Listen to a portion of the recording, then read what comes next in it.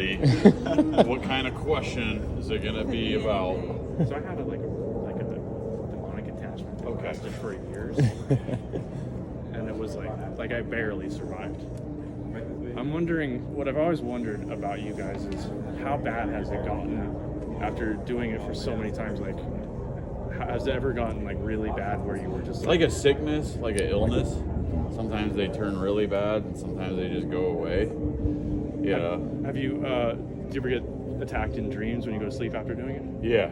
Do they ever? That's usually like the sign that I have an attachment is after I do an investigation. It'll happen in my dream that night, but then it usually only lasts for like 2 to 3 days. But I had an attachment where, I had a cursed object in my house. I didn't realize it, and it went away when I destroyed it. Almost died, but it was like Nightmare on Elm Street all the time. Wow. And I had never even seen that movie. I didn't even know what it was about. Have they ever come up and like tickled you when you went to sleep, like touched your face? And, well, it happened back in 2010 when I was living in a house 3 houses ago. That lasted for months. That affected many of my ex girls I was seeing at that time. It would attack them, and it was like the movie Paranormal Activity. That's the worst I've ever seen it, even on locations. And so I just turned one of my bedrooms into a shrine. And then I just ended up moving out of that place. But that was the worst ever that I've ever had it. Do you do stuff after every time to cut it off? No, it depends on if I feel it. I'll know after. I've done thousands of investigations now. But usually things stay there. If it does follow me, it's like a couple days. But if it's really bad, the last time it was really bad was 3 years ago when I did a prison in Southern California. That lasted for weeks. And then if it does, I'll just go out in Mother Nature and meditate. And then I do a bunch of other things as well that will help me get rid of that, off of me. Yeah, I have this astral projection thing, and because of that, it was like when I had the attachment, and I think they did it to me. I think it happened since I was a kid. It made it so that you couldn't get away that easily. Generational. What it took to get away from what I mean, there was like an army of them. Really? It was unbelievable. I almost died. I went 9 days without sleep. Wow. And then when I destroyed How long ago was that? It ended in 2012. I had this object from my childhood, and suddenly I was praying and I heard this voice. It was like, don't you get it? Destroy that. And I was like, I destroyed it, and it just went and it was gone. Isn't that crazy? And just be that link. It was crazy. I would go to the bathroom once every 2 weeks, and I weighed 130 pounds, and I destroyed that. And then I was going to the bathroom once a day, and then I just gained 30. My health just went. Yeah. There was something. Have you been in here before? I haven't. Are you going in there?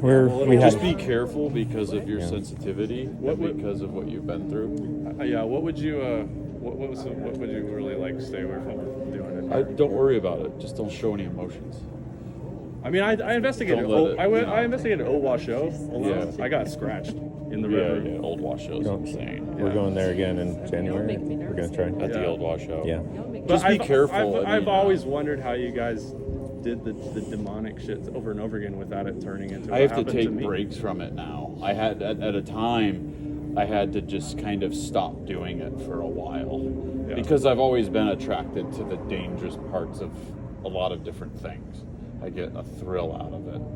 And when you go into demonic, also I'm trying to help people. You know what I mean? And I'm empathetic too, so I like connecting to people and talking to them. And a lot of people that have attachments like you did, people think you're crazy, you got mental health problems, or your substances or something like that. So that's why I always like doing those, and people always got mad at me for, why are you doing demonic? Why are you doing demonic? Because I like helping people. I like people. That's why I like you. I think it's great. Yeah, and so that's why and then I got pissed off at some things that they were doing to people. I mean, we did a case where, this poor guy took his own life, and his mother was asking me to help get answers and things like that. This is such an unknown world, and I don't have the answers to it all. So, but I can connect with people, and that's what I like to do, and try to help them. But that's awesome. What would you do if everything in there just burned out? I mean, let's not say that. What I mean is do you have mixed feelings about having those like objects? No. Is it because you want people to know it's real? No, because I'm intrigued by their power, and I'm intrigued by that dark power. And owning it does give me some form of kind of not only a rush, but also a longevity to observe and see the effects. And that's why, when you come here and you sign the waiver, it's not a gimmick. Oh, it's I know. for real. Somebody that's experienced it, you've experienced it. And I don't want somebody coming in here and leaving and they have to understand in the very beginning that this stuff is very real. It's very powerful. I've watched you for years, like watching for any sign of deception. Yeah. And I've seen a million signs of you not doing that. And I'm like, yeah. like when you did the live one and the guy threw the thing and you were like, you didn't let it go. No. That was like a very impressive thing to do. Yeah. I appreciate that. Yeah, no problem. Yeah. Obvious integrity, yeah. Yeah, but I mean, all of this, the museum and the items and things like that, I feel like it's not just me making decisions about, I want to get this item, or I want to do this museum, or I want to do this. There's a lot of things that I feel, little like voices and decisions I make in my mind that I feel are being influenced by something else around me. I can't always tell you exactly who or what it is, but I feel it. And I know they're there. And that's how this has all came to be for some reason that I'm still trying to figure out. And then, like recently, we had these sounds happen in the ballroom over here, and we immediately try to debunk, and try to explain before we publish it on social media and all that. But these sounds, I don't know if you heard those sounds that we got on Instagram. Yeah, I put them on there. I've been watching. Yeah, but there was no explanation for that. The alarm system was on. I had the AV guy come out and examine the cameras, everything like that, and it was captured on multiple cameras, so it's not like it was a faulty camera. But things like that, you see my hair? That's the things that get me. And we just did an investigation here a few nights ago for Ghost Adventures because of that occurrence. Oh, you did another one? Yeah, no, we had to come back. That's great. I want to do 50 investigations You here. should. I do, because I travel everywhere, and it's like the activity like that you have it occurs here. Yeah. like it's really happening. Like this is no joke. You've set up like a science lab here. Yeah, it is a science I've always lab. got the And sense then- that there are like the opposite of demons coming around following you that honestly want you to show like the world that this is real. Yeah. I feel like there are like I feel like I have good, spirits yes, around I feel like I have good spirit guides too, and I listen to them, and I think that's why like sometimes my attachments aren't as bad now.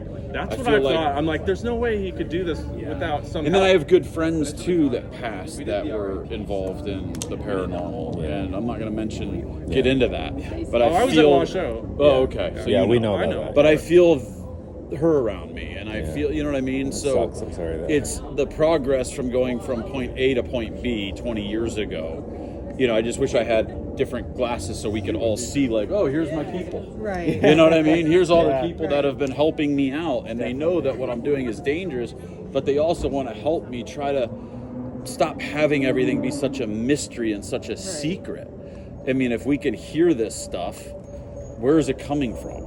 And if we're hearing them talk to us, why can't we talk to them for 20 minutes? Why is it only blips? Where does these little tears in the fabric of these interdimensions? Why does it happen only this time and not that time? How do I get that key to unlock it all the time? Or should I not do that while I'm living? Is that something we should not be doing? But this is all just comes down to my personality, and just I like this. Life is boring to me. And I hate saying that, but it's so repetitious. And a lot of us live in a repetitious life, and we get bored, and then we try to go do that. You go out, you get drunk, or you go out to a theme park, you're out a roller coaster. You want to watch scary movies because you want to feel that thrill. This is my thrill. Yeah. This helps me with all of that. And I feel like I'm like not just a random doing this. I feel like these things attached to me and these other senses and these voices that I see, feel, and hear are helping me do this and create things like this and make it such a big experience, even though it can be scary sometimes and be dark and people can get attacked. it's still cool. Yeah.